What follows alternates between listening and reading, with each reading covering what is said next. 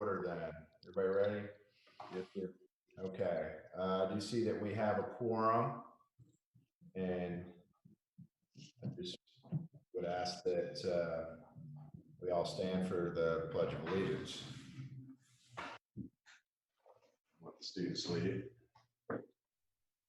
I pledge allegiance to the flag of the United States of America and to the republic for which it stands, one nation under God, indivisible, with liberty and justice for all. The vision statement, empowering and In a moment of silence, silent prayer and reflection. inspiring all students to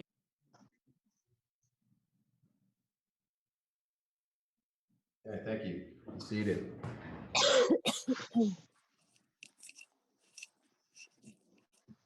Okay, let's go ahead and have our student-led goals and mission statement, etc.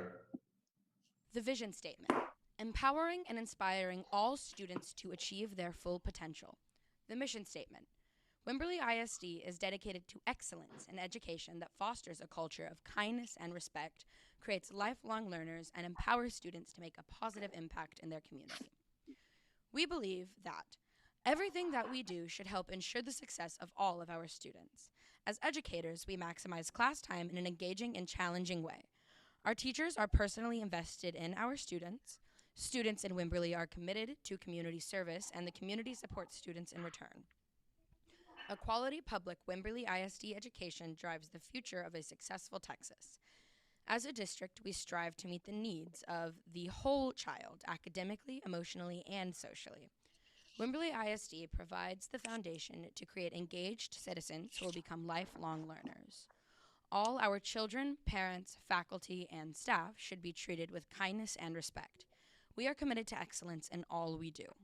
Wimberley ISD goals: achieve excellence in education, foster a culture of kindness and respect, create lifelong learners, make a positive impact in our community.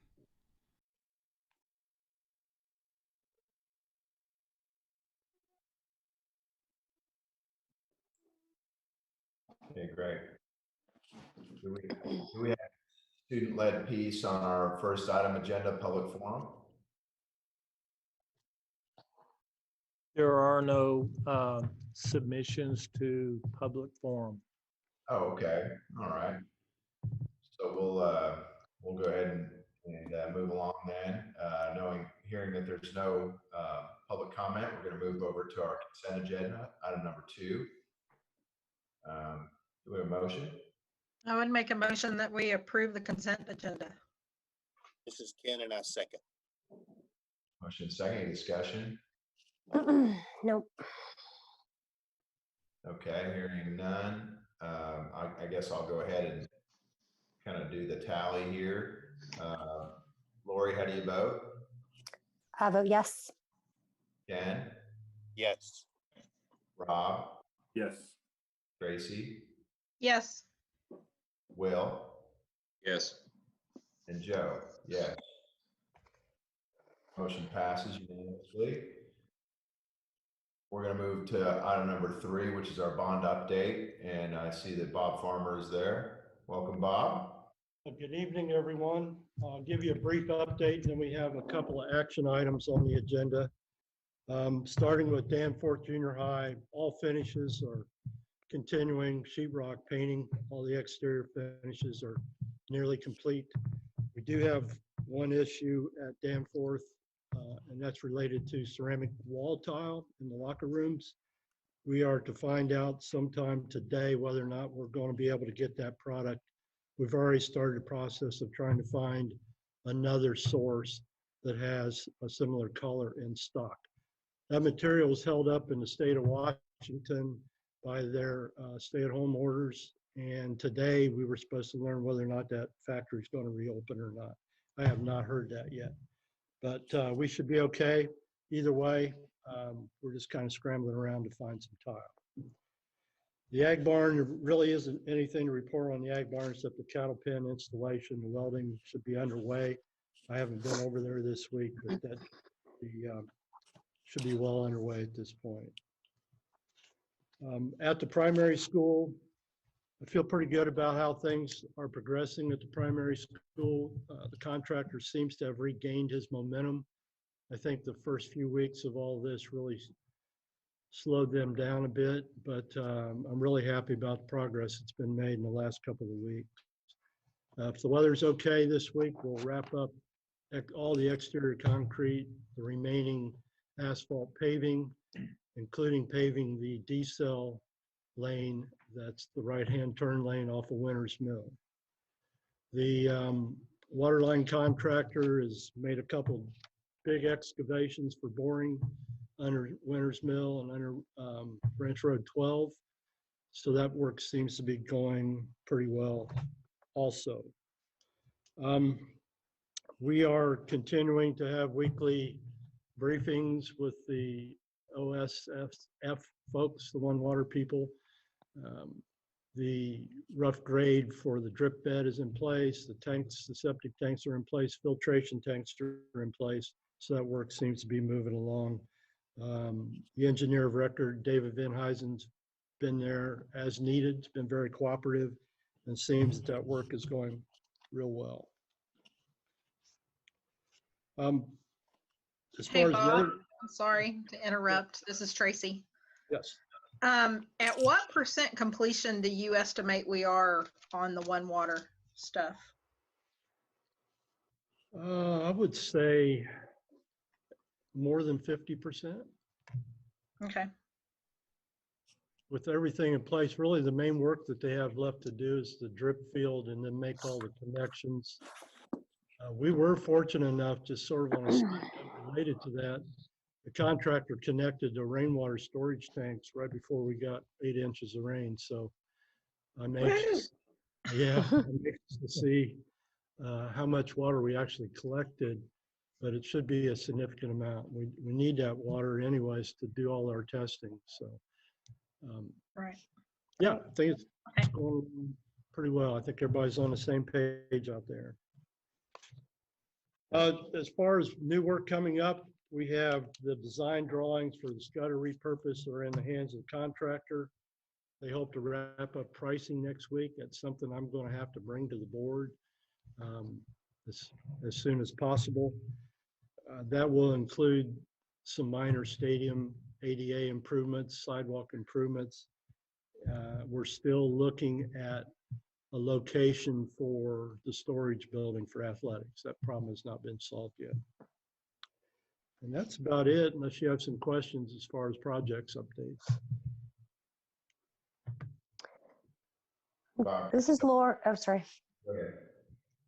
This is Lori. I was just wondering if there's ever going to be an opportunity for us to maybe do a socially distanced tour of the new school. I know we had planned on doing that at some point in the past and it didn't happen. And I don't know when the right time would be, but I just wanted to put that out there to see if maybe that could be scheduled at some point. So Bob just nodded to me at any time we can have a person-to-person tour. And so at any time that you guys are ready,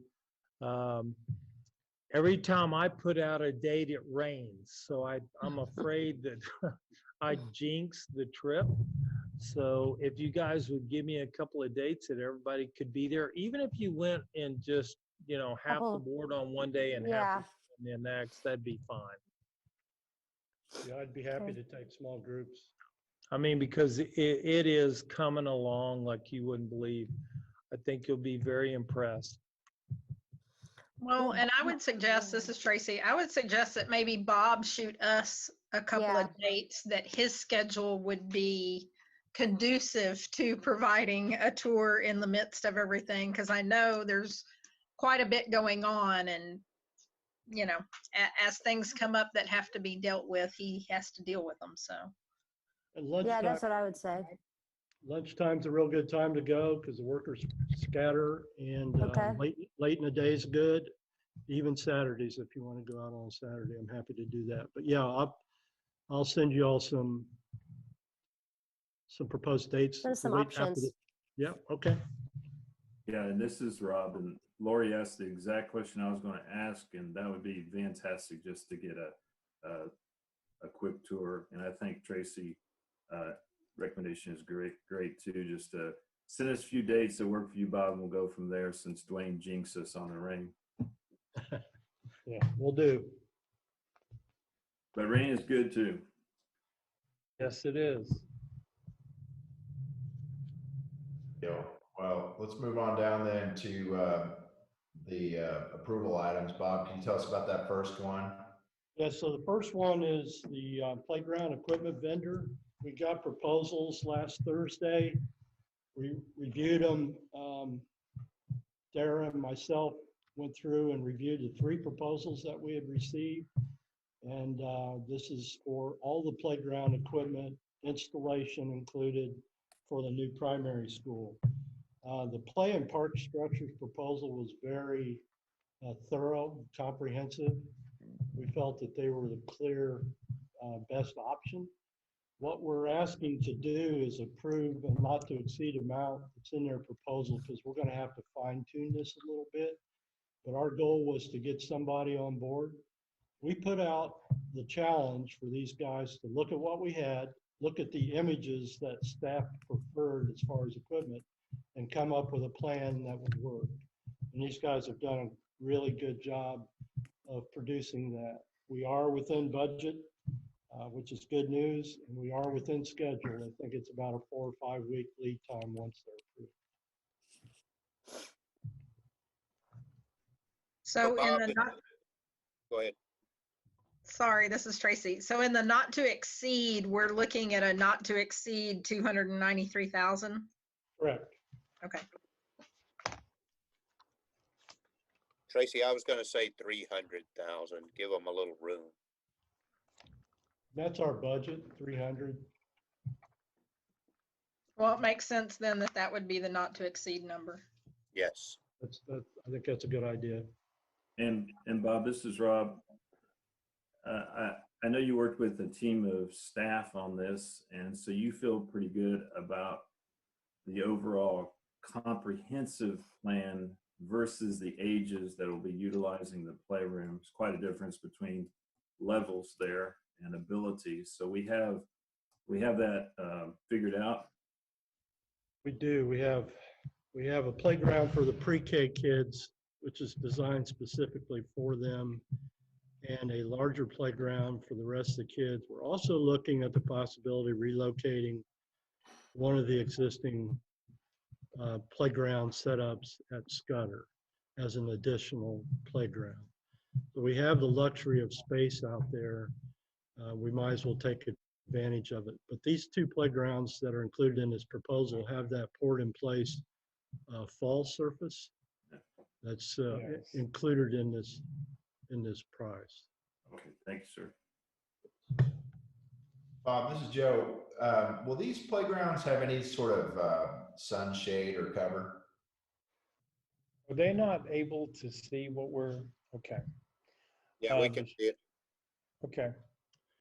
So I don't know yes, if I can see it. there's a cover over the I entire see that. Okay, I got it. pre-K and part of the bigger playground. And then there's a higher element that is integral to the equipment, provides additional shading for the larger playground.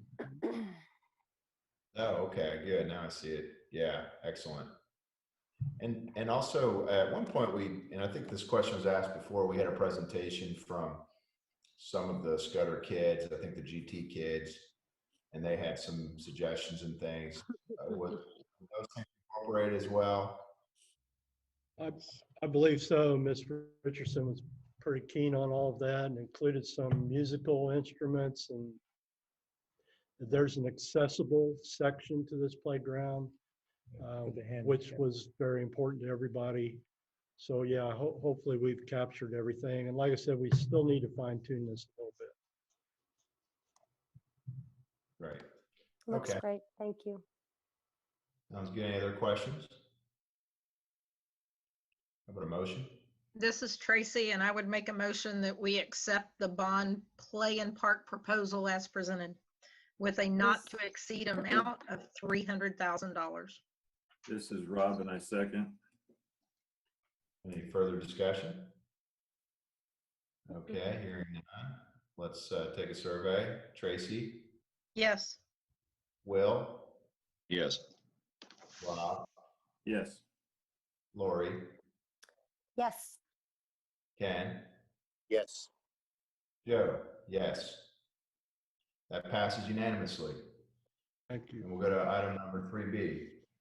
So item 3B is just an extension of O'Connor Robertson's contract to include Scudder, repurpose the modifications to the stadium and the athletic storage building. This is based straight off of their rates. It's in the contract. This too is not to exceed. Right now, we believe that Scudder will come in less than what we've budgeted, and that would adjust their fee accordingly. So this is really just an amendment. It's work that they've already been working on, but I need to amend their contract. And since it was of this dollar amount, felt the board needed to give their blessing to go forward. Questions? So is this a not to exceed amount then? Like, is that what we need to move? Yes, this is based on the full budget. And like I said, I believe we're going to be below budget on these projects, and that would bring that fee back down based on those percentages. So are we talking $55,000? Is that what I see? Yeah. Covered Yes. up by the picture, so, okay. Yeah, 54,860. Mhm. So this is Tracy, and I would make a motion that we accept the, I guess, amendment to the O'Connell Roberts agreement that we have not to exceed $55,000. That's correct. This Ken and I second. Yeah. That'll work. Motion second. Any discussion? Okay, all in favor? Let's start with Lori, Yes. Ken, Yes. Rob, Yes. Will, Yes. Tracy, Yes. Joe, yes. That one passes unanimously. Thank you. Thank you, Bob. Thanks, Bob.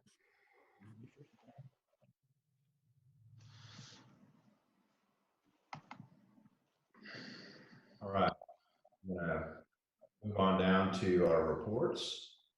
And we're gonna, I think, move to item, the SRO report. I think I saw one email. Did everybody see that? Yeah. Okay. Yeah, being out of school, we really don't have one right now available. Or if Proceed. it is, I don't think there is. Okay. We're gonna move to item then B, which is the CFO. Ms. Ace? Yes. Good afternoon. This is Moises. We are 2/3 of the budget year, and we are reporting expenditures and revenues for the month of April. We currently have cash and investments of 39.7 million, of which the general fund makes about 47% and the capital projects 37%. Our fund balance did decrease and will begin to decline as we progress throughout the year. So from the previous month, we had a 7.1% decrease, which is equivalent to 1.3 million in the fund balance. That's normal throughout the year from this point on. In the general fund, we have collected about 96%, 24.9 million in revenue and spent 61.8% in expenditure. Well, that's expenditures. In the child nutrition program, we are currently running two programs. We are incurring expenses in the main, the regular school program, but we are distributing meals under the SSO or the summer school option program. And so we are incurring expenses in both funds. What we are reporting to the board is the regular Fund 240, the regular program. So on this fund, on this particular line item, I do want for you all to understand that we are getting no more revenue under the regular school program, but we continue to pay salaries. So we incur expenses monthly, but what we are distributing in meals, we are going to be reimbursed under the SSO, Summer School Optional Program. And let's see, on the debt service, we have collected 99% of the revenue, and we've spent about 33%. Our next payments are coming in August. In the capital projects, we have spent 19.2 million. And special revenues, we have collected in revenue almost $1 million. So far, we have not received any new updates on the CARES type funding that they are proposing. We should get something later on this month. That's what we were told. So as soon as we hear anything, we'll go ahead and move quickly to apply for any grants that are available under the CARES Act. My understanding is that the funding will be allocated according to or to match the Title I funding that we receive currently. Under the enterprise program, we have collectively or received revenue of, let's see, 63,000, 89,000, 242,000 under the after school Scudder program, Jacobs Well, and on the Jacobs and the Scudder tuition-based program, pre-K.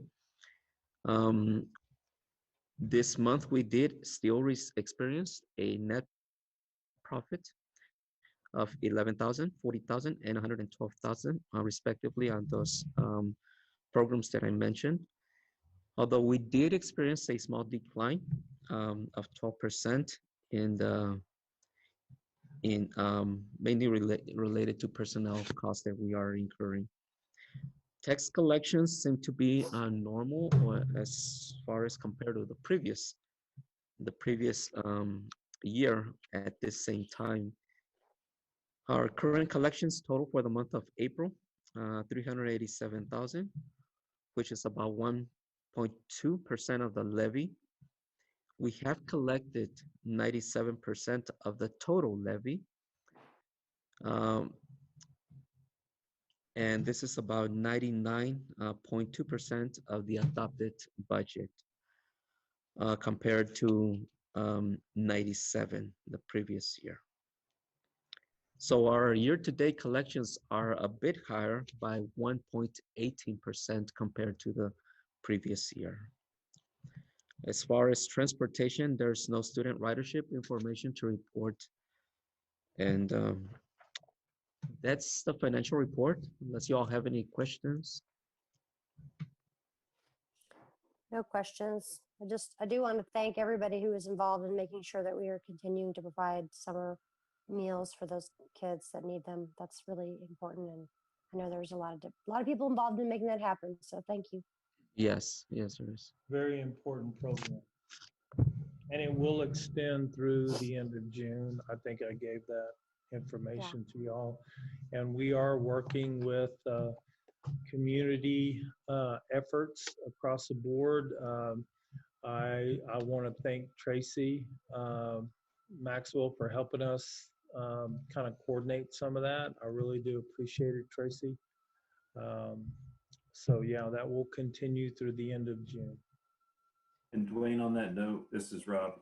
Will the distribution of the food change in any dramatic way or pretty much stay the same? How does that going to work? Okay, so it extends to the end of June. Yeah. And so we've been getting mixed signals about reimbursement.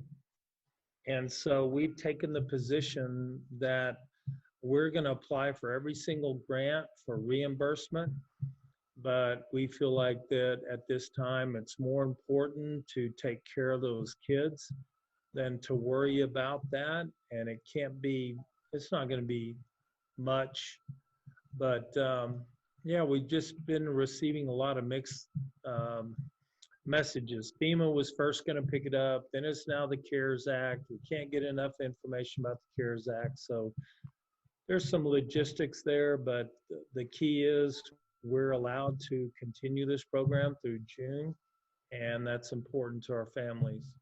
Yeah. So my question was not so much that angle, Dwayne. Oh, I'm sorry. No, that's okay. Good information. But the actual delivery of the meals, is that going to remain how we have been doing it? The same people involved, this kind of idea? Yes, so transportation will continue to deliver to the 10, there's almost 12 locations. Right. We are trying to narrow that down to about 4 locations now that we know who these families are. I reached out to Pastor Scott from the Baptist Church, and he's excited about continuing the distribution at the Baptist Church. And then, I'm going to mess this up. What's that place across from maintenance? Amigos. No, Amigos de Jesus. Yeah, they have their distribution going on as well. So I talked with, now I won't remember her name. It doesn't matter. I talked with a lady, Bexhale, today, and the Baptist Church is receiving about 50 or 60. And so we have almost 50 or 60 available. So Tracy, if I'm saying anything wrong, feel free to correct me. But so we are going to deliver to their site probably 40 to 50 meals per day that can also be picked up there, because they reach a large part of our kids. And one of the things that Moises and Heather and I talked about today is to receive reimbursable meal, you have to tie the meal to a kid who is on free and reduced. Well, we found out real quick whenever we started providing weekend backpacks, what the kids did not pick up, you sure don't want to throw away or, just kind of stockpile.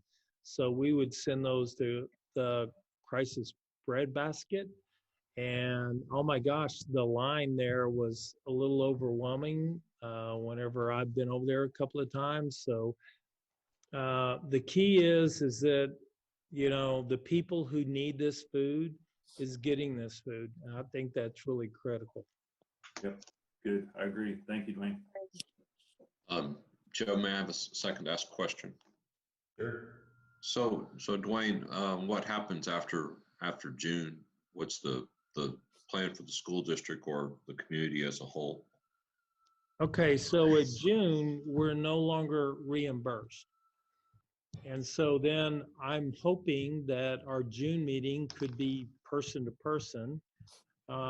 If it's not, it really doesn't matter, but we need to make a choice as to whether or not, because that would be 100% funded by the district to continue food during the month of July. And so state again kind of what the monthly expenses associated with this have been. Okay, so it's been varied because we've been trying to control distribution on the number of meals picked up, the number of backpacks picked up. We don't want meals kind of sitting out there and it's not been picked up, or weekend backpacks. But Crisis Breadbasket was like, I saw them before we started distributing, and I saw it afterwards, and it was just an awesome sight to see what we were able to provide for them. So I can't give you, Moises is here. Maybe Moises could elaborate on that a little bit better than me will. Well, Just a ballpark, Moises, would be nice. Yeah. Can I interject here for just a second? No, you probably more. Because so the answer to that question is that there is a community group that we've been together for about the last 12 days.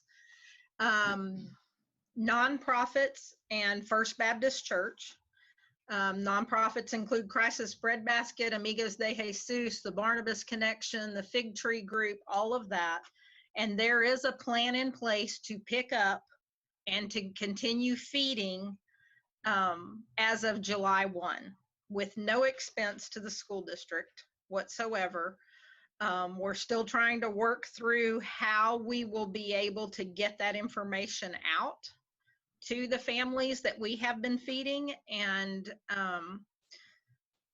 between Camp Good Sam and some other things that are happening right now, all of that is working through. We have about 6 weeks in order to make all that happen and make that transition as seamless as we possibly can. But that is in place between Crisis Breadbasket. Unfortunately, Camp Good Sam is not going to be able to happen this summer, but that money that was there for feeding those same children, we are going to redistribute back to this group for distribution of nutrition to these families. Well, that's great news, Tracy. Thank you for your efforts. What does this coalition estimate monthly expenses to be? The expectation is for feeding from July 1 till whatever we decide our first day back to school is going to be. And we're still kind of putting those numbers together, but the cost of doing that is covered already. But so for a month, how much is it? Like $50,000 more or less, or? We are still working on getting numbers together for the ordering of food, for that kind of stuff. So we don't have that available. What about Moises? Do you? On our end, those expenditures are being reported under a different fund, not reflected on this report that we're showing y'all. But as soon as that we have that information, we can provide it. Okay. But the other thought of that is in order for the school to continue doing that, we also have to continue paying employees who otherwise would not be on our schedule. So there is also that cost of continuing to pay the employees to pull it off, where and not getting a summer break.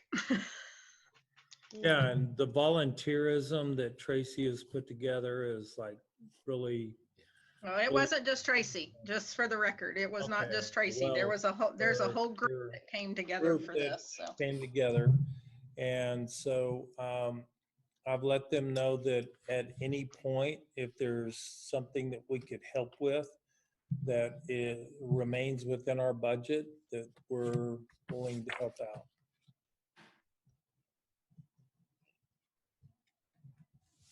That's good. Sounds like great efforts. All right, well, we'll look forward to hearing more about that as that evolves.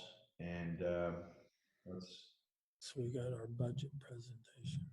yeah, let's move on down to the budget presentation if we could, please. Hey, Budget. before we go, can you tell me, this is Ken Strange speaking, hey, Yes.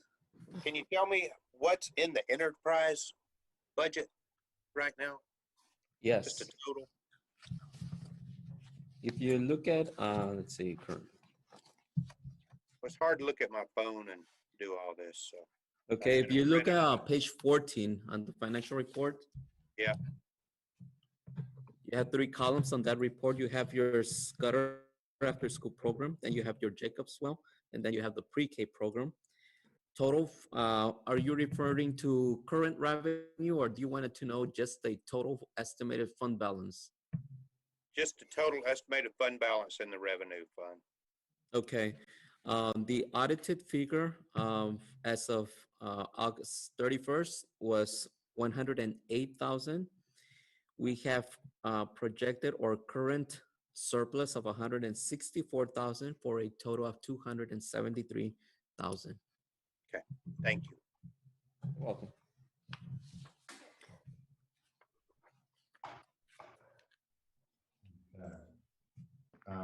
All right, great.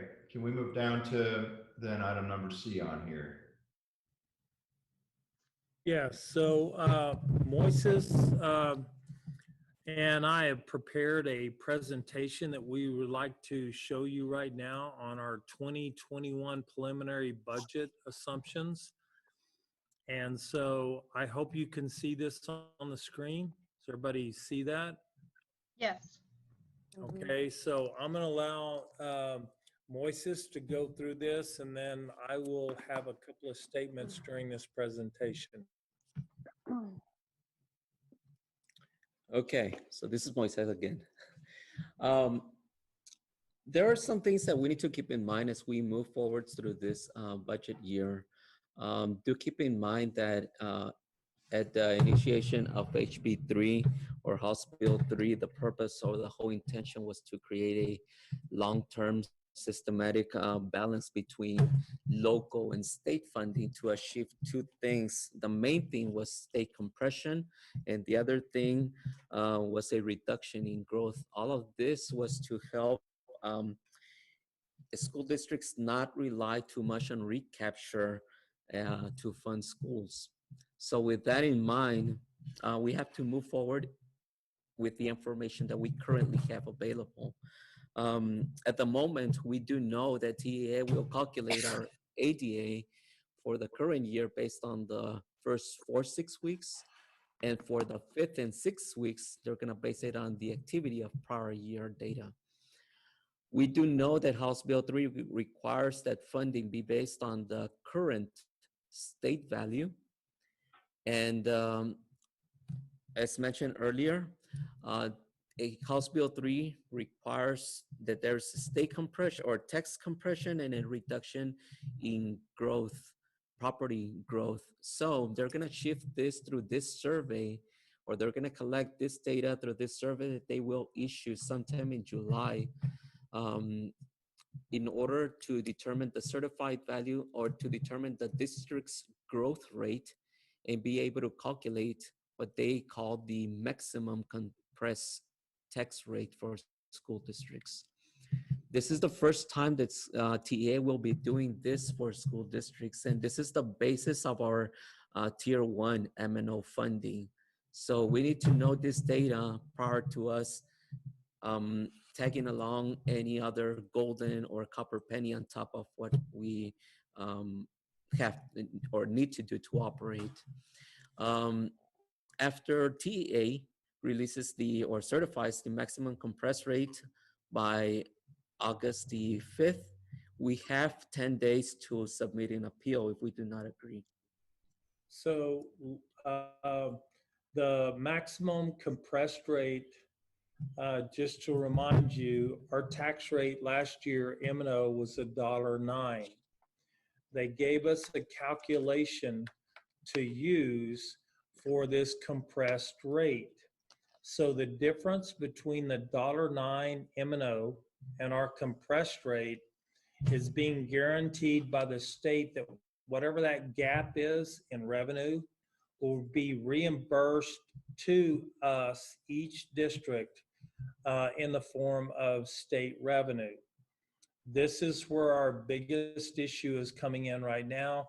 And so as we go through this, just remember, when we say maximum compressed rate, our rate right now, or not right now, but was $1.09 M&O.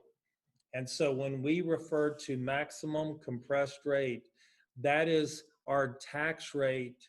And that difference is what the state is guaranteed that we will receive. Okay, next slide. Next slide. Okay, so this is the preliminary data that we have from the appraisal district that was released back in April. And the 2019 certified or preliminary value did increase by 17.5% from what was certified last year. So as you can see there on that graphic, and 2020 preliminary value, we are estimating it that it will increase the same. And the reason for that is because last year, the state comptroller did exactly that. They increased their value based on the increase of 1 year data from the appraisal district value. So taking the same or assuming the same, we are right now saying that or projecting that it might increase around 17%. They still have to certify their value on July the 25th. So that's the reason why TEA is waiting until July the 25th to release this survey. The CAD does assume currently a 6% decrease due to the number of protests that they might experience this year. That is what they are estimating at this point.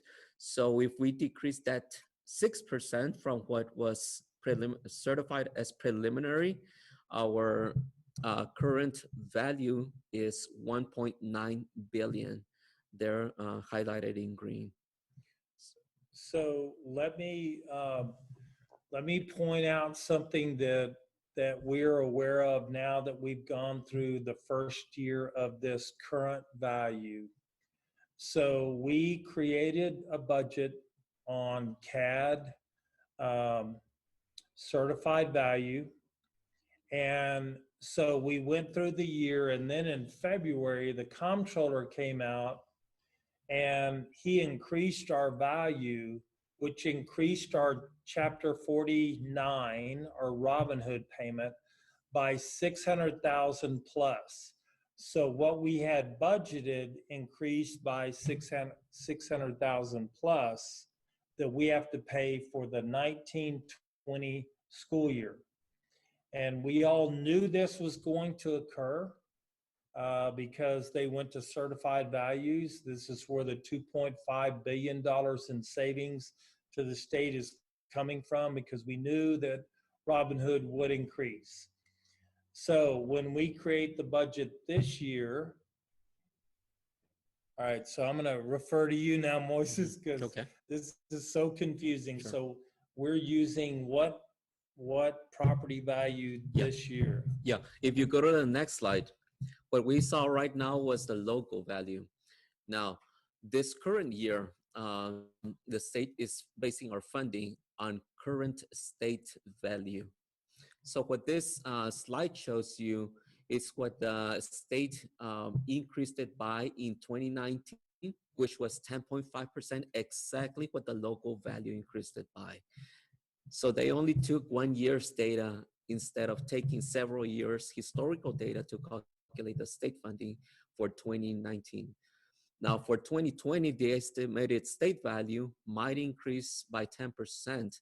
And our assumption is based on what the preliminary local value already increased by. So if we remove or decrease the 6% that the local CAD is saying that they might decrease due to protests, our estimated state value comes out to 2,492,086,000. So that's what we are using at the moment right now based on the data that we have to calculate or work on our budget.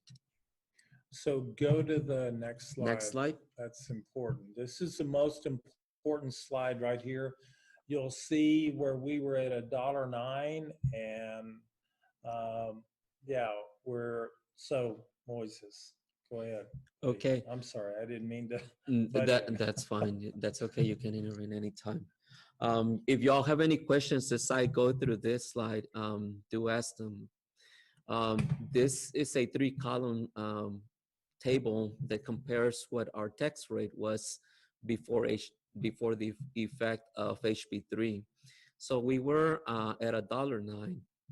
In 1920, HB3 came into effect and statutorily compressed all of the M&O rates. So that brought our M&O rate from $1.09 to 93 cents. That's where we currently are at the moment. So now the state has to determine the maximum compressed rate, and so that we can adjust what we can tag along on top of the 93%. That's the information that we do not know. Under 93 cents, sorry about that. That's the information that we do not know at the moment. So we are estimating, or we are assuming our budget on our own calculations based on what we have received from the appraisal district and our estimations for the state value, the state controller's value. So our current 1920 M&O Tier 1 M&O rate is 93 cents. On top of that, we have Tier 2 golden and copper pennies of 8 cents, 0.0865. This is the max that we can carry forward for the 2019-20 year. The current M&O rate is $1.01. And our INS rate remains the same at 27 cents for a total of $1.28. For our current year, based on the formulas that they have given us and the information that we have of value that's preliminary, our state max compressed rate that we are calculating is 91 cents. Our district growth rate, we are estimating it at 1.1%. That's what we need to tag along on top of that's what we need to use now to calculate our preliminary MCR, our maximum compressed rate, to come up with that figure of 0.86 cents. From 93 cents, our Tier 1 M&O tax rate will decrease to 86 cents. That's what HB3 required. So they are achieving this through the calculation of the MCR and the growth rate. So this is the part that TEA is going to do for all school districts statewide. Our preliminary assumption is the MCR rate to be 0.86. Therefore, if we carry forward the Tier 2 golden and copper pennies that we have of 0.865, we come up with a total M&O tax rate of 94 cents. That is the max that we can adopt, and anything above that needs to go out for voter approval. So if you will look at the bottom highlighted row, 1819, $1.09, 1920, $1.01, 2021, 94 or 95 cents. And so the difference between 95 cents and $1.09, the state approved a funding mechanism through state funding to make up that difference in revenue. We do not know, and no one has said anything about, is this going to happen this year? And so we have to move forward with our budget in everything in the blue column. And so this is all of the preliminary figures that we have at this point. Omar has sent out, is it template 1, 2? Yeah. It's probably like 16 or 17. 16 or 17. We can't even keep track. He's trying to follow along as we go. And so I think the critical dates right now is going to be July 25th, certified values. But then I think the other critical date is going to be August the 5th, whenever we know that our calculation using their formula at 94 cents of M&O is going to, be comparative to TEA's calculation. And we're being told that this formula is pretty reliable. And so this is how we're moving forward. So we're not really sure what to recommend as far as a budget workshop, because without revenue, without a tax rate, we're kind of in a holding pattern. So we're hoping that in June, we will have more information. If we have more information between today and our June board meeting, we will get it out to you ASAP. Okay, can you go to the next slide? This slide right here, TA put it out there so that school districts know more or less where their tier 1 M&O rate will be, depending on how the state's calculation comes out to. Our current figures are showing that our MCR will come out or will be calculated 0.8629. So that would put us at about, since we experienced a 10% decrease, our MCR is calculated at 0.8629. I tried a different tool that the Equity Center put out there and came up to close to this MCR, just 1 cent difference. So I'm pretty confident that it will be around this figure right here. But as Mr. York said, this is only preliminary. We cannot rely on the current preliminary value that we have. And it's just best to estimate our revenue until we get the final certified value on July 25th. Moises, this is Will. Yes. In real dollars, what do we estimate best guess off of the rates in which you've put together here and the assumptions of state contribution?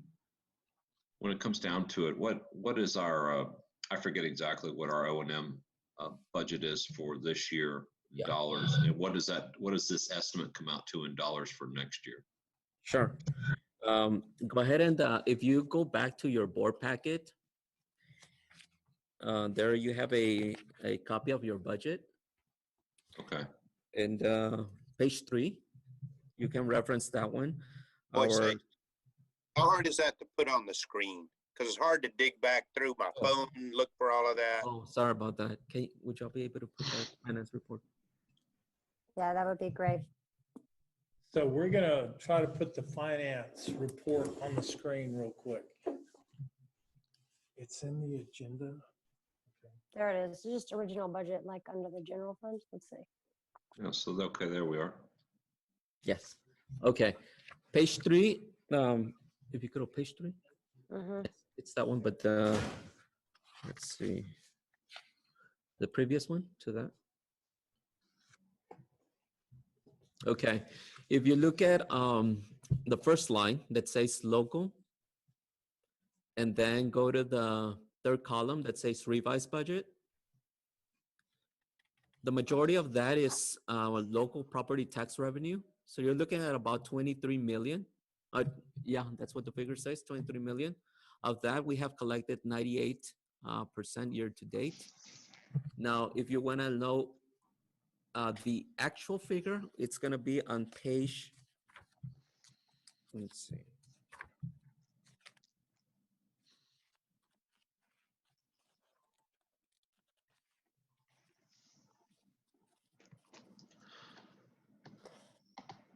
So given that this is 23 million for this year, and then given what your estimate is on property values and the rate for next year, what's the new local total amount that we have to budget with? Okay, yeah, just Estimate at this point.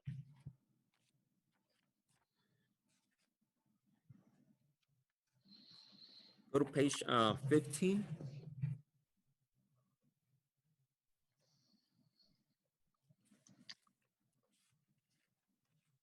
This is your tax collection report on page 15. That's not page 15. No. That's not it. Okay. That's Oh, what I keep was on going. afraid of, because Keep on going to the you're- next one. Yes, enterprise and then the next one. All right.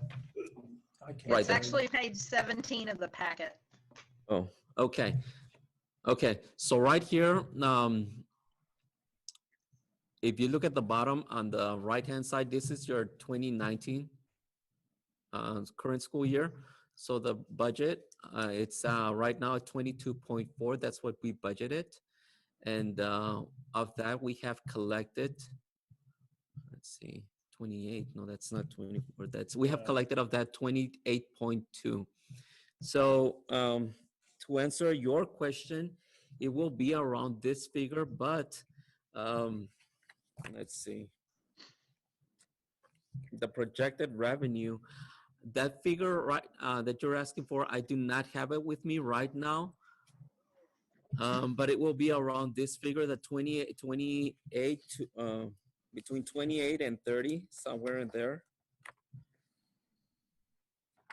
I do not have that figure. Will, it's very important to look at the very last line on that page.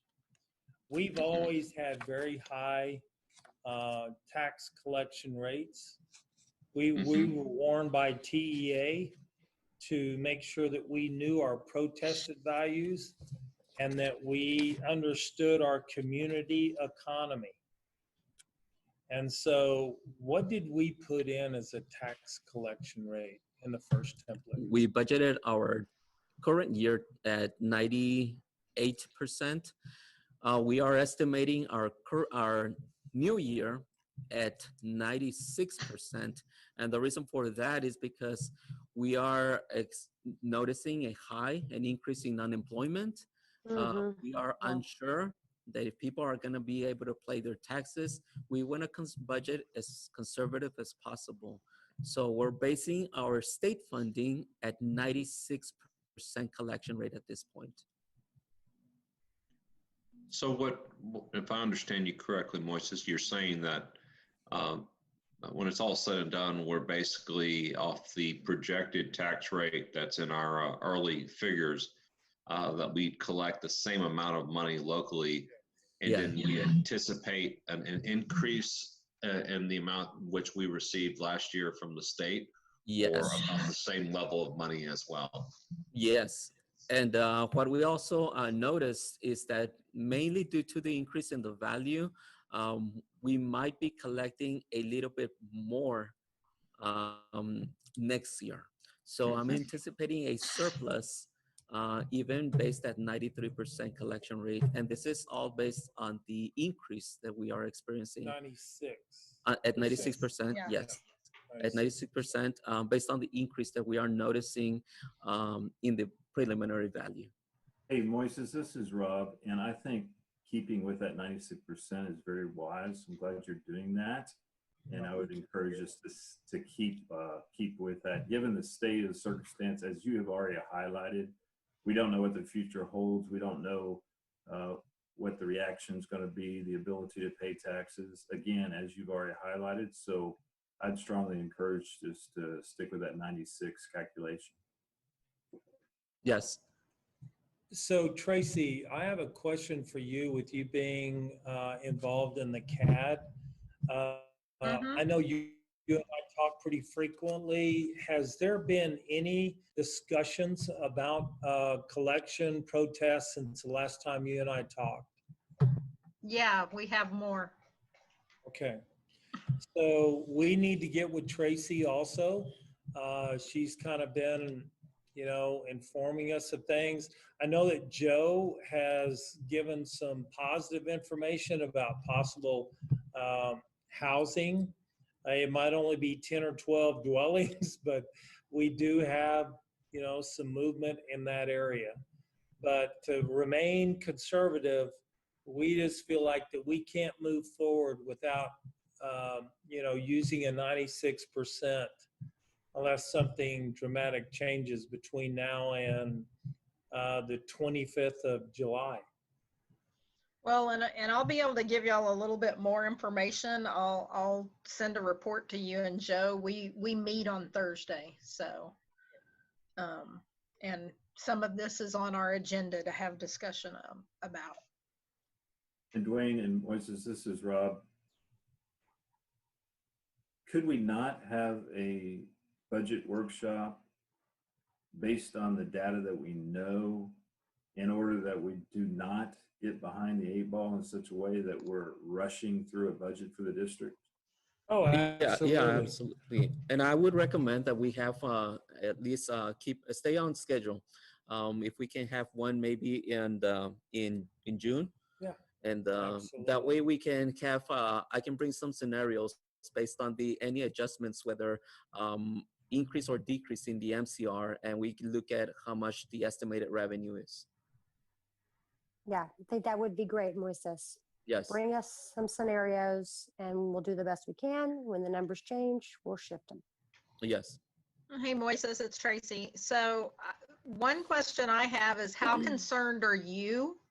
And then that will determine how concerned I become about the state holding their compression data until August 5th. Well, right now they are guaranteeing that these rates will be certified by no later than August the 5th. If school districts do not agree with that rate, they have 10 days to appeal, but TAA might not reply until the end of the month of August. Right. So yes, they are guaranteeing, and that's enough time to give us, if we continue the way we are planning and having our budget workshops, that way we don't have to wait until the last minute to rush through all this. Right. Unless something unexpected comes from that. Correct. Yeah. Okay.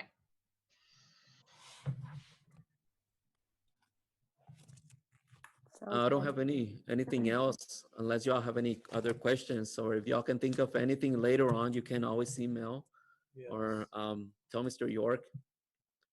This is a question for Dwayne. This has to do somewhat with the budget. And we were talking earlier with Bob about the One Water project. Tracy asked how close we are to completion, about 50% complete. So was just wondering if you could update us on the status of the grant money that was to be received in association with that, or in connection with that memorandum of understanding we executed with the Meadows and Wimberley Watershed, so forth. Sure. So I have now left the third message with David Baker. I have not, spoke with him. I've kind of been going through Nick, but these meetings that Bob alluded to have been occurring every Monday for the last 5 to 6 weeks. They felt like, I think after the meeting, I guess, that Nick and David had, they felt like that they were not being put in the loop. So these Monday meetings started happening, and yeah, so I'm trying to get in touch with David Baker for the simple reason that this was in the MOU. We have gone verbatim by their plan. In fact, we even had a meeting with them whenever we needed to change locations of a, I guess you would call it a plant fixture that was no greater than 30 feet. So any minor change, we have communicated with them during these Monday meetings. And so I think that we're to the point to where I just really need to get in touch with David and have a conversation, but I'm wanting David to be a part of our June board meeting. In fact, if we need it sooner, we might even call a special, but I don't know that we need it any sooner than June. But to put him on the agenda to allow him the opportunity to discuss that with us. Yeah, I think that would be helpful. And then maybe in the meantime, we could set up a meeting with the subcommittee of the board to see if we can meet and see if there's concerns, because it is very important to the board that, we received that money, because we relied on it as part of our, decision to move forward with the One Water system. No, absolutely. In fact, when Bob and I last talked, we were thinking, can we get something, a meeting set up for next week? So that's our target date for our bond committee to meet with David and Nick on this. And so that's kind of our target right now. Okay. Any questions related to that? No, I mean, as we're moving to substantial completion on that, that definitely needs to be a priority. And if we're not getting return phone calls or something like that, my suggestion would be for us to set it and send them their invite to that meeting so that we can go ahead and get forward. Because at this point, we should be invoicing them for 50% minimally to go towards this, because that was the agreement that we were going to have those funds available to assist in the cost. Do we know if the, like you said, the engineer, or Bob mentioned the engineer, David Van Houston, I think is his name or something like that, but he's been coming, and I'm assuming that's a cost that's being paid by the Meadows Center, and the one like that's a cost that's being paid by them to keep him engaged, or is he being paid by the district? No, so the understanding was with the MOU, we were given a donation amount of $250,000, and then Nick and I had a conversation, and 50,000 of that, and this was a conversation with the architects and everyone, that 50,000 would go towards David's engineering, which we all said, yeah, that's appropriate. Believe it or not, David has been very complimentary and very easy to work with in the field. He's a very knowledgeable engineer. And so our civil engineer, our architects, it's been pretty easy to deal with David. So that's why we're kind of confused, because David is stamping everything okay, and yet we haven't had any movement with, the 200,000 that was promised to the district in the MOU. Okay, so those costs are being paid, but y'all are kind of under the understanding that there's 50 grand set aside for that. So, but we don't have any idea about what those costs are, or what that outlay has looked like so far. Yeah, I don't have the information to answer that question right now, Lori, but I can sure get it from Bob. Okay. But to my knowledge, every time that David has had a concern, he's contacted us and he's been on site and we've worked through those issues. And there's been very, very few. So we've been pretty pleased with working with him. Well, I'm sure hopefully they'll get in touch with you. Have you tried to reach Nick as well, or just David? Yes. In fact, I've got a message into Nick. Nick's always good about calling me back. So I'm sure he'll hear back from him. I called David again. I think it was around 2 or 3 o'clock this afternoon. And whenever I don't get, any information from him, I always call Nick. But Nick is always really good about getting back.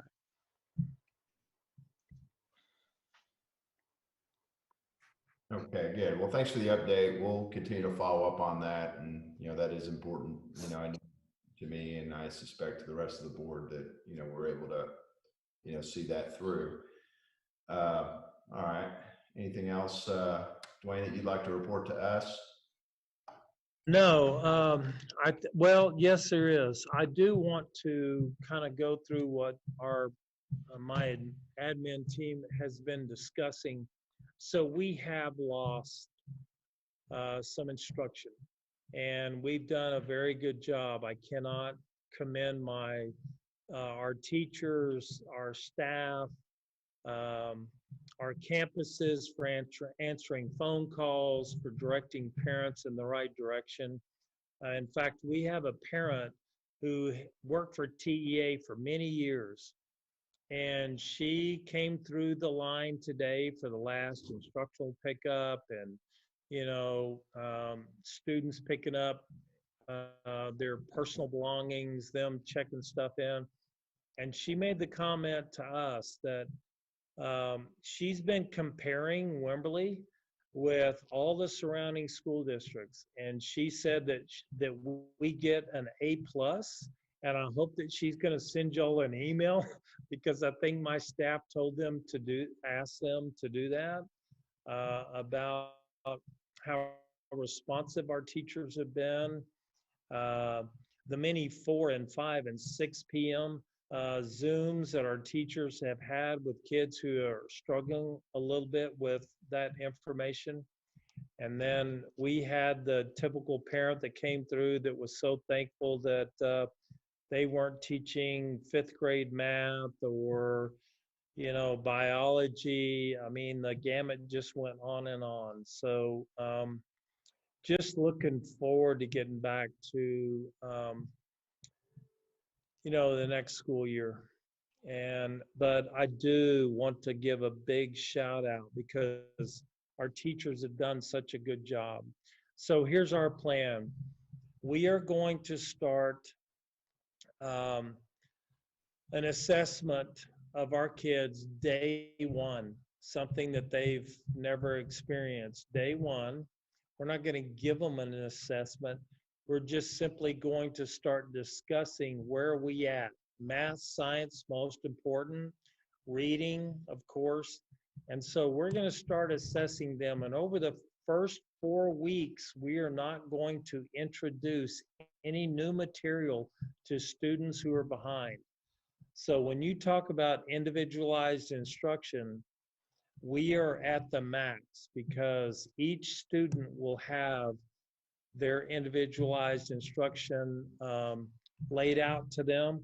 The parent will be involved in that. We will need parental help, possibly during that first 4 weeks, probably more so in reading. But so we have a plan, and it goes through the first 6 weeks.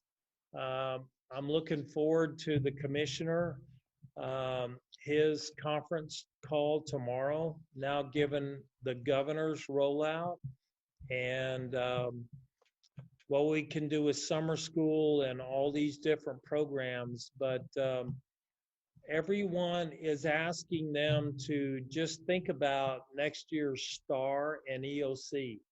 That's critical. If they know that if a school district like Wimberley possibly is 4 weeks behind on introduction of next year material with, let's say, 50% of the kids, does that not need to be adjusted? And so we're hoping for that conversation to happen tomorrow and Thursday.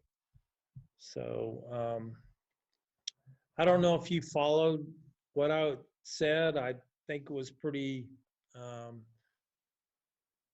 simplistic, a little more detail. But yeah, we've been talking about this probably after the third week that we were out. What are we going to do for next year? And just hoping that we can follow next year's calendar. That's all I've got, Joe. Thank you. Okay. Thanks, Dwayne. Any questions?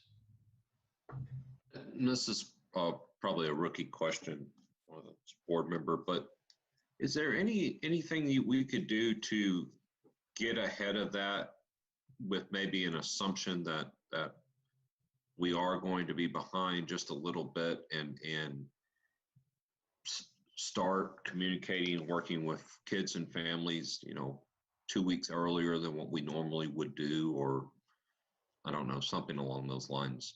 Dwayne, I'm not asking this correctly, but I'm sure you understand what I'm trying to say. No, I understand completely what you're saying. So the TEA has really developed some good, but they're online. So we have to consider how many kids don't have internet. So they have some pretty good online summer assessments. So what this tells us is that if our kids take these assessments online, we get the data as a school district, and then that gives us upfront data before we even begin school. So if we extend days, it will be in the month of June. And so that comes with, is the commissioner going to delay testing? Is it going to, what is that going to look like? So we're pretty set, and I've talked to so many parents. They would love to know that we're going to begin the calendar where we're at right now. And then I've always shared with them the what if. And so what if is you go beyond the May, whatever ending date we have next year. I'm not sure exactly that date, but maybe we need to go 2 more weeks in June. But to start earlier is just so very difficult. But that's on the table, extending the school year a couple of weeks, and how would that work? Absolutely. Is that TEA's decision, or how does that work? No, so TEA has some calendars out there that Dallas ISD, San Antonio, Houston, some of the largest districts in the state. And so here's an example of one of the calendars. Sometime in October, there's a 3-week break. Thanksgiving is increased by 1 week. Christmas is increased by a week and a half. Spring break is increased by a week. These pockets of time, and I can send you guys examples of what these calendars look like. They're being developed as we speak, of larger school districts that are going to go to these calendars. I have 2 concerns. Number one concern is that these gaps in time, sometimes you lose instruction, believe it or not, with these large gaps in times. And then number 2 is our parents, I know just from the time that we said, we're not coming back after spring break, it has put a huge, a pretty dramatic burden on our parents for daycare, for trying to figure out, especially your single parent families, how do I make this work? Because you do give instruction during these gaps in times, and what you want to focus on are the kids who are struggling. And so that sometimes relates to these parents who are struggling just to make happen what occurred from the end of our spring break to May 21st. So so I'm just curious. So like if these calendars are being adopted by other school districts, then it's up to us whether we adopt them or not. Or is it TEA going to sort of mandate this or recommend it or? Yeah, so TEA is not going to mandate anything. So this last Tuesday is whenever we started seeing examples of these other calendars. Now in the Dallas Morning News, about, I don't know, 4 or 5 weeks ago, Dr. Hinojosa came out with his calendar for Dallas Independent School District. And it looks to me like they would start like August 1st and they would go through the end of June. And they would have all these little gaps in place. Well, that was for 2 reasons. Is the virus going to peak again and, governor order you shut down? So you have these gaps that you can work with. Or number 2 is loss in instruction that great that then you have this break for all the kids that are on target, and then the kids that are not on target, you can bring them in and in smaller groups get them up to speed. Well, I don't know what the best, way forward is. That's for y'all to decide. But I feel like if the concerns about childcare and things, that there probably are going to be ways to deal with that if childcare is possible. And that, maybe we could even provide, those services in terms of how we do the after school programs. Maybe there's some way for us to staff gap, services so that we can actually be providing instruction to those kids who need it most, if that ends up being what we end up wanting to do. And that I'm sure people will, other camps and daycare options will pop up in those gap times to help working parents. But that would be a major shift from what people are, accustomed to. So that's a big decision.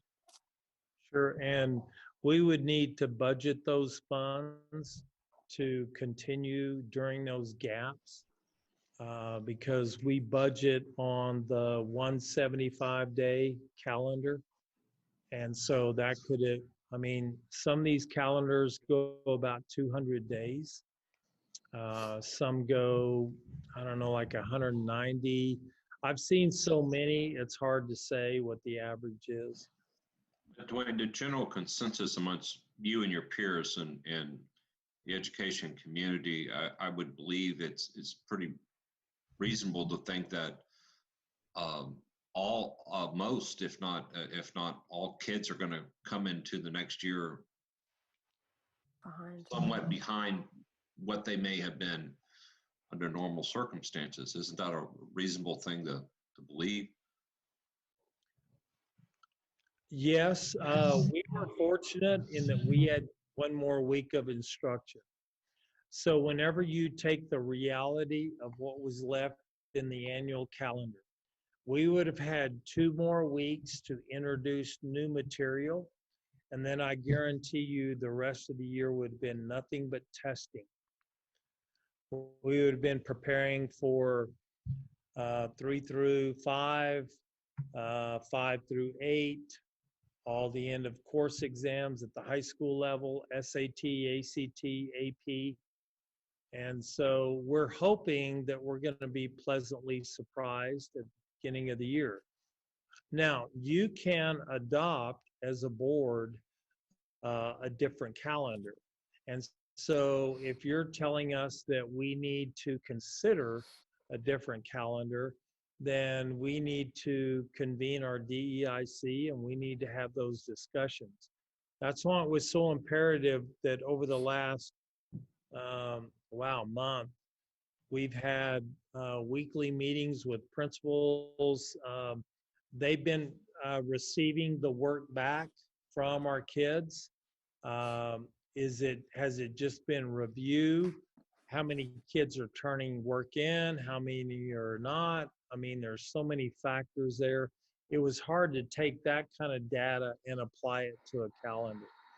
And so we feel like we need at least the first 2 to 3 weeks to assess where we're at.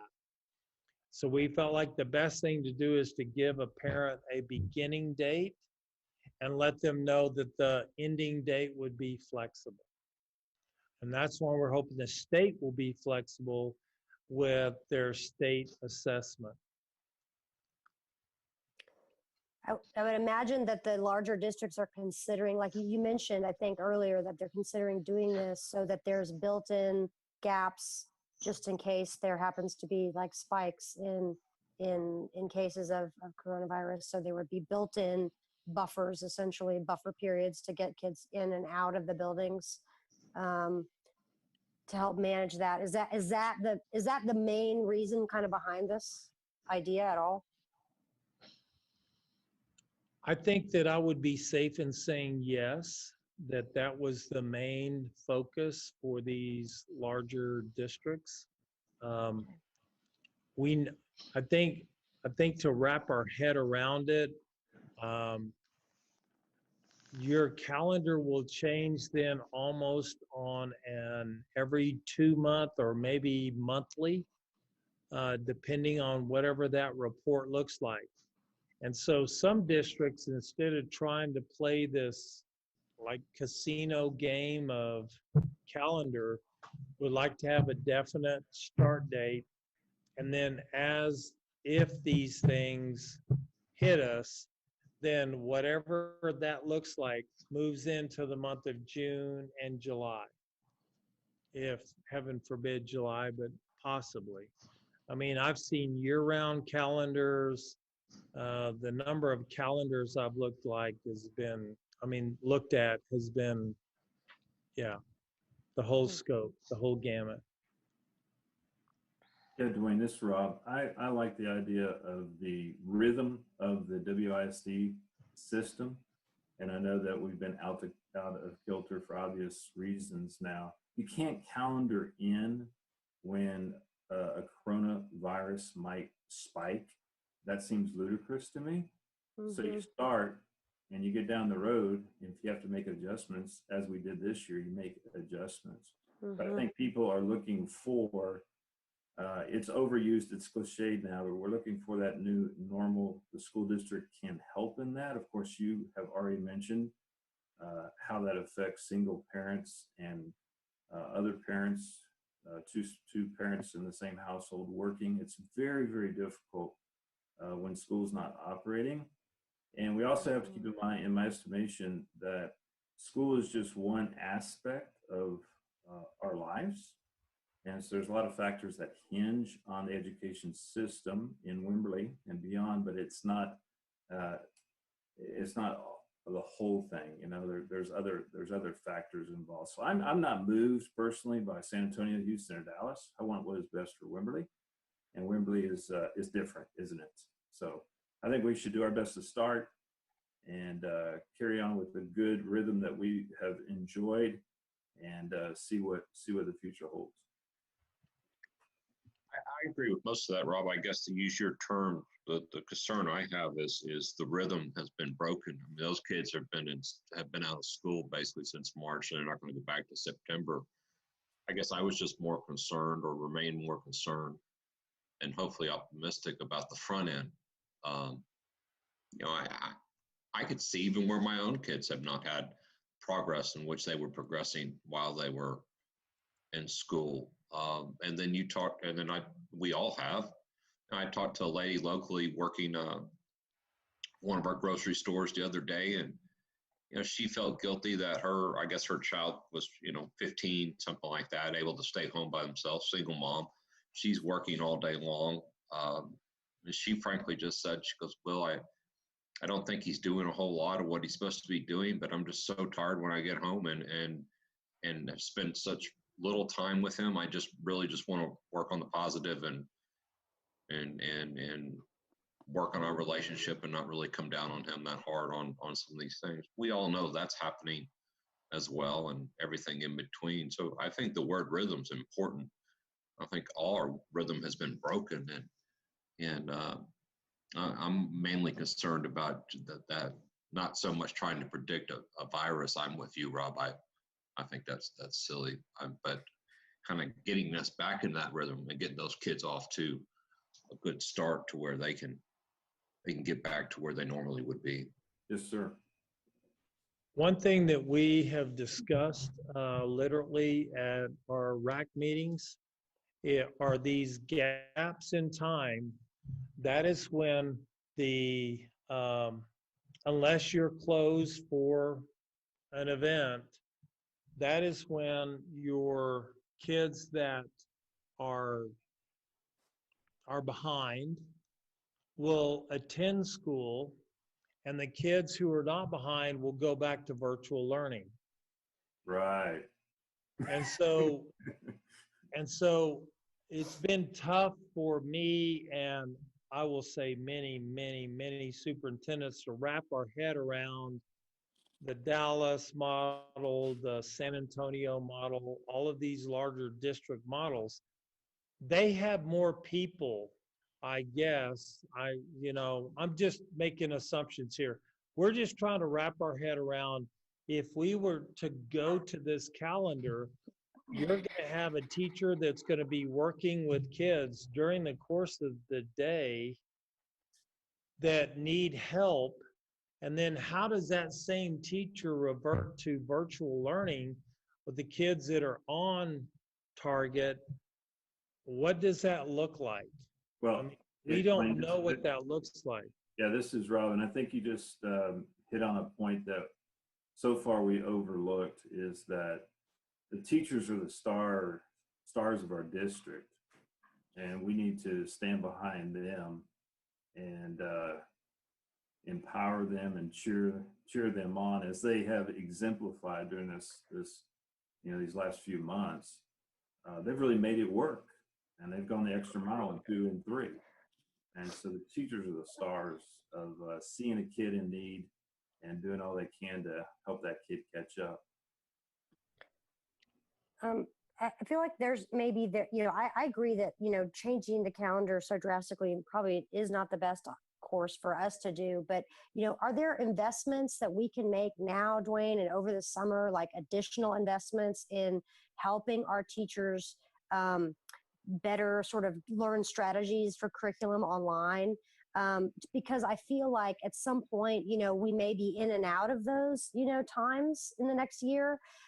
Potentially, and that it might be, at least that way, whatever the calendar, if we need to drop into an online situation for a couple of weeks and then come back in or whatever, that, is there some kind of investment we can make there that would be helpful?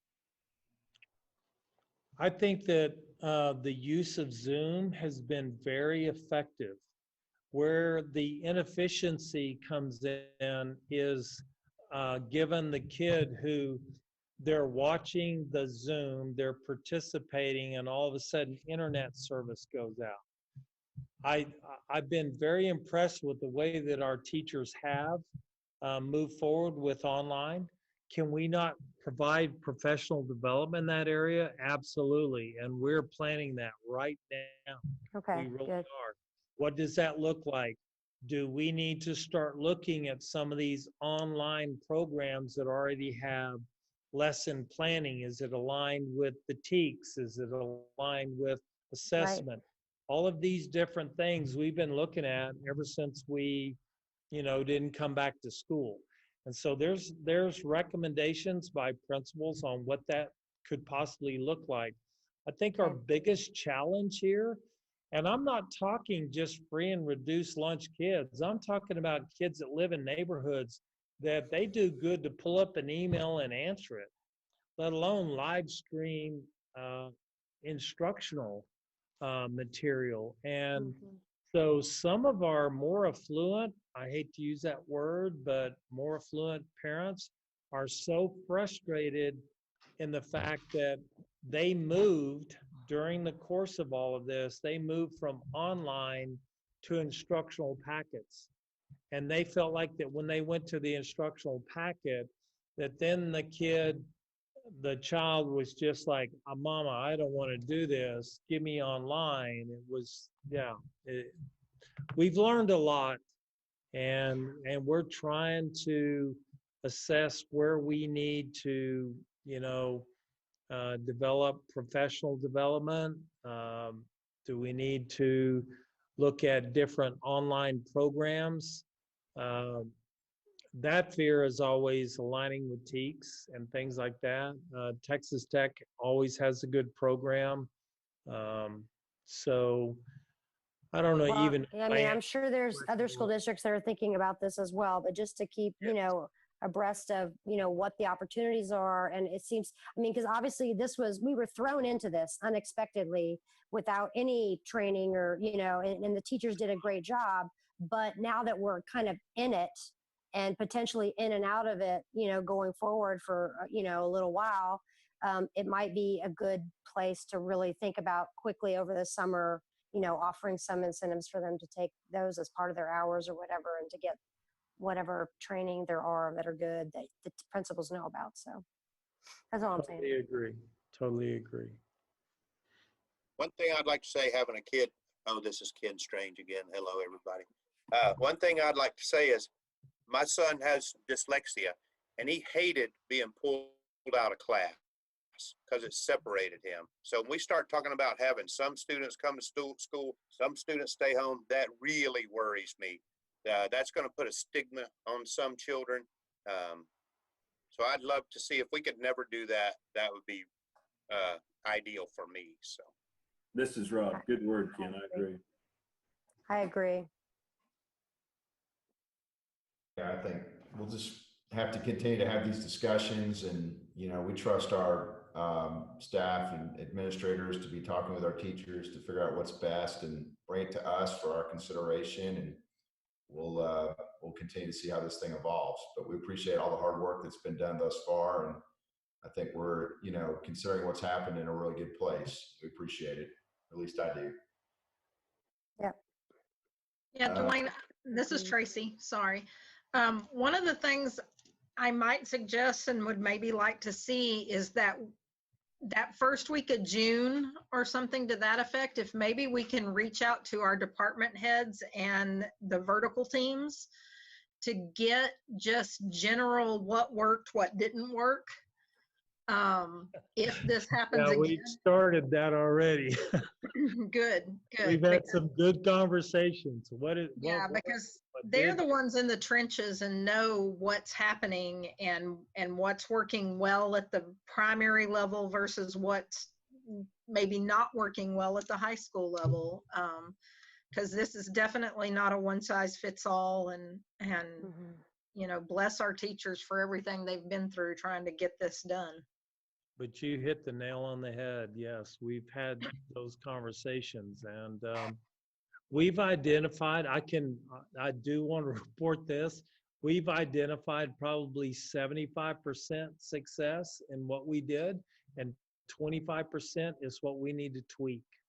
So I think that that's not the best statistic, but it's a starting point.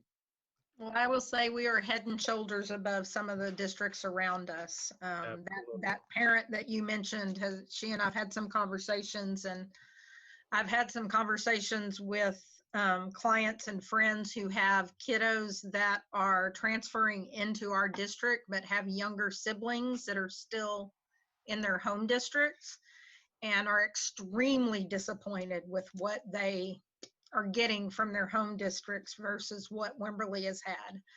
And two of them are in the process of they're going to move into our district, if nothing else, rent so that they can be in our district so that their kids will be here. That's great. That's great. And I think 75% is pretty good since we were just thrown into this with no warning or no anything. I mean, we just picked it up and started running. I think that's not bad. So, I mean, I definitely would like to be better, but that's not bad for what we did. Hey, I just want to be clear that I'm not disappointed in how we have performed in the last few months by any means. I just think we're all in a bad situation, and we've made the best of it.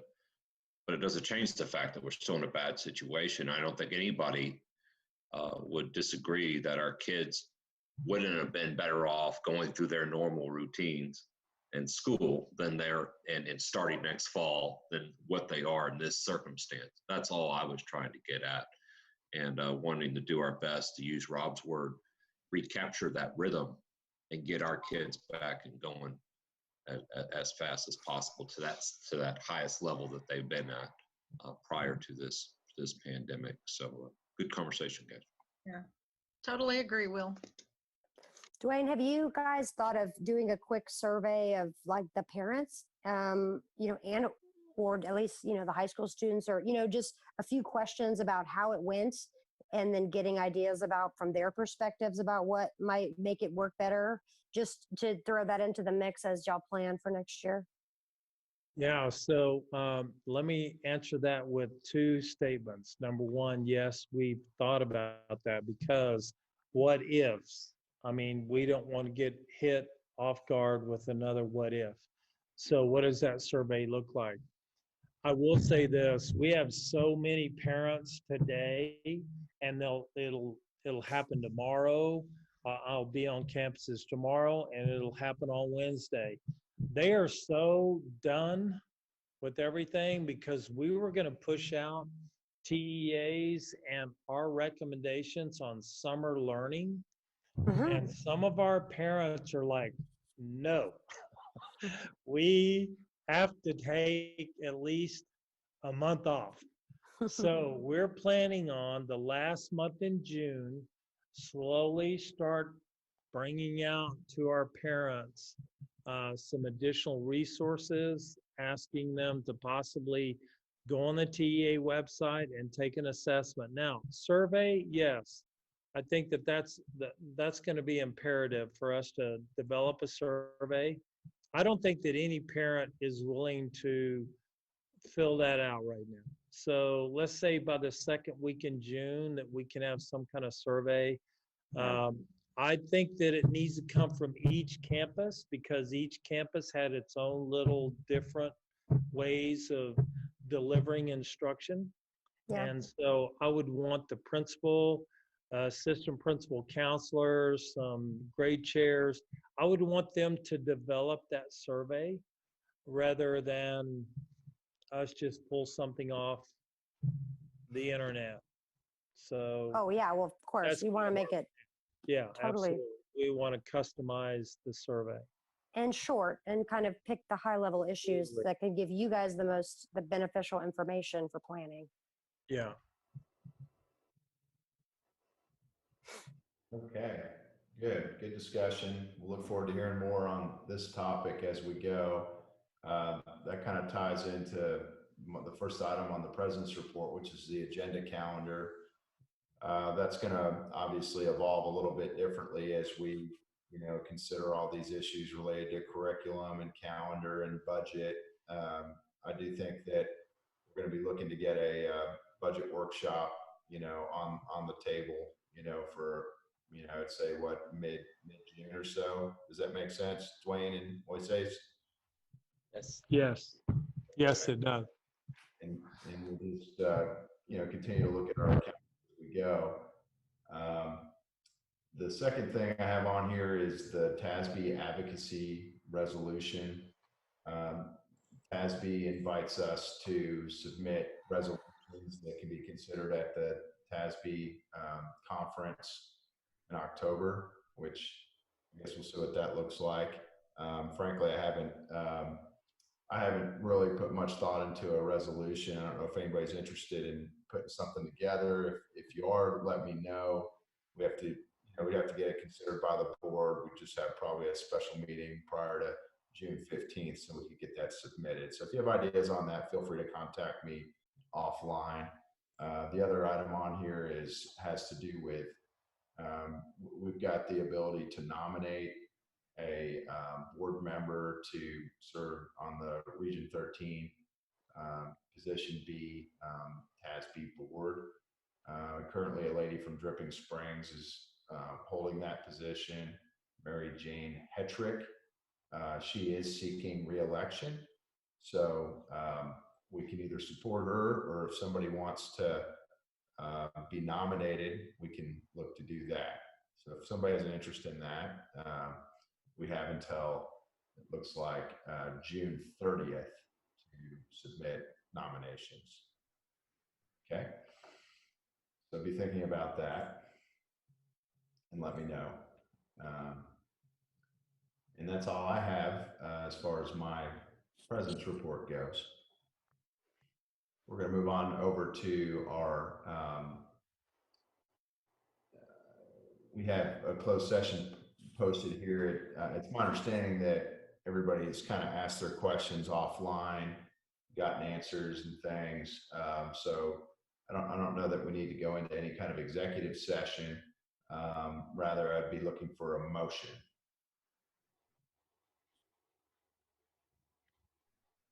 A motion not to go into executive Motion to adjourn? No. Motion to hire. Yeah, Motion to hire a bunch of people. got some, Yeah, motion to hire a bunch of people. yeah, we I got was some, waiting for some clarification that there was no more discussion to be had. yeah, any I'll discussion? make a motion, Tracy.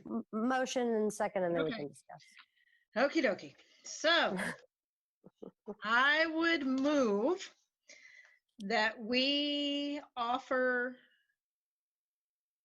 teaching positions to Brittany Gilly, Rayanna Hoft, Rhonda Raleigh, and Christy Daly. Second. This is Lori. Okay, we have a motion and a second, and I'll go around. Lori? Do you want to ask if there's discussion on any of that before we vote? Sorry. I don't have any. I already asked my questions, so I'm good. Okay, hearing no further discussion. Lori, your vote? Yes, thank you. Ken? Yes. Rob? Yes. Tracy? Yes. Will? Yes. Joe? Yes. Okay, another motion? I would further move that we offer reassignment positions to professional positions within the district to Sarah Hernandez and Sheila Parker.